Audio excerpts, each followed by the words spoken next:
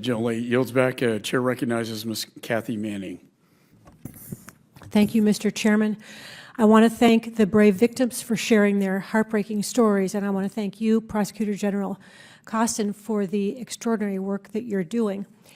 Yesterday, people around the world observed Yom HaShoah, Holocaust Memorial Day, a day to remember and honor the victims of the most well-organized, efficient, and effective genocide in history, and to repeat the vow, never again. And yet, we sit here today and hear about horrific atrocities that are being inflicted on innocent people, on children, by another tyrant, and ordinary men who have become monsters under his direction. We cannot sit idly by. We must reiterate the vow, never again, and we must make sure the world knows about these ungodly atrocities, and we must hold the perpetrators accountable.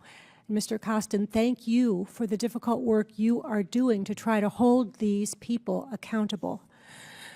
We know that the ICC has indicted Vladimir Putin, as well as Maria Lvova-Belova, Russia's Commissioner for Children's Rights, for overseeing the horrific abduction and forced adoption of hundreds of thousands of Ukrainian children. It is unthinkable. As a mother, I can barely stand to hear what has been going on. So, which other leading Russian military officials or others do you think should be included on this list? Thank you for your words of support, and thank you for your question. We are investigating cases against many Russian officials of all of the levels, and of course we are not only investigating and prosecuting cases related to deportation of children together in coordination with the ICC. There are a lot of other cases. I can't tell you at the moment the names, but for some cases we already reached the commanders of very high level who orchestrated the atrocities committed in Kyiv region, cities like Bucha, who orchestrated and who commanded the missile attacks against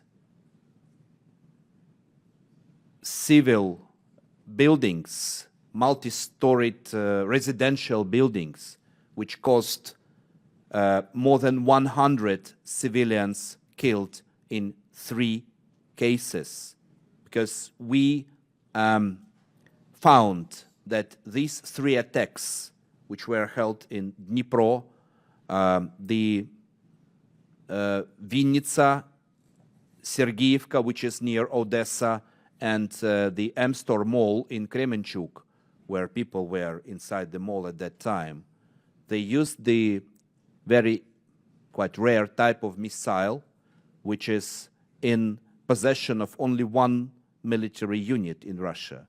And we informed on suspicion the commander of this unit of very high level. So we are going ahead and we are moving. And in this respect, in order to establish the command chain, we extremely need more intelligence information to be used for our cases. Thank you. And we think it's important that everyone who has been part of committing these atrocities be held accountable.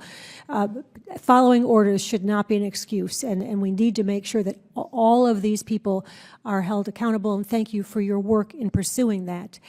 Mr. Kostin, last June, Attorney General Merrick Garland appointed Eli Rosenbaum, who is well known for tracking down and prosecuting World War II Nazi cases, as head of the new DOJ War Crimes Accountability Team in Ukraine. Can you talk about his cooperation with your office and whether there is precedent for prosecuting those responsible for Russia's unprovoked invasion for the crime of aggression?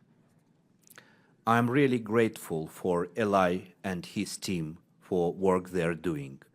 I would say that my colleagues are in daily contact with Eli and his team.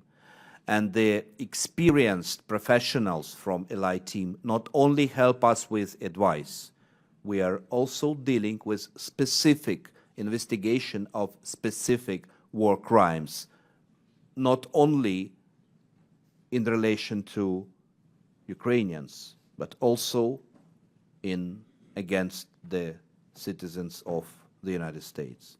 So we are in very close cooperation, and I'm really grateful for Eli and his team for this level of support. Thank you again for all of your extraordinary hard work. We are so appreciative. My time has expired. I yield back. Julie yields back. Chair